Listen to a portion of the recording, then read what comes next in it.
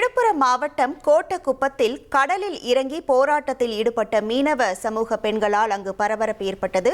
சுடுகாட்டு நிலம் தொடர்பாக ஆதி திராவிடர் மற்றும் மீனவ சமூகத்தினரிடையே நீண்ட நாளாக பிரச்சினை நிலவி வருகிறது.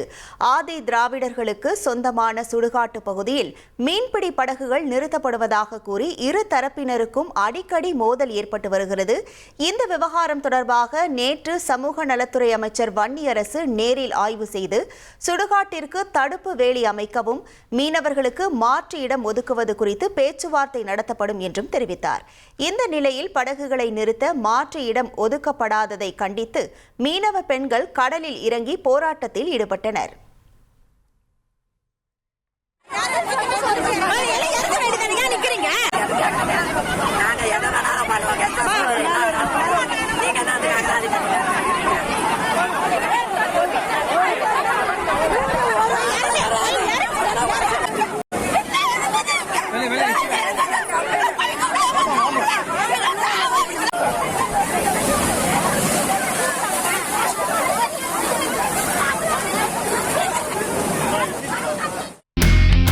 இனி செல்லும் இடமெல்லாம் செய்தி. தந்தை டிவியின் வாட்ஸ்அப் சேனலை ஃபாலோ பண்ணினா செல்லருக்கும் இடமெல்லாம் செய்தி.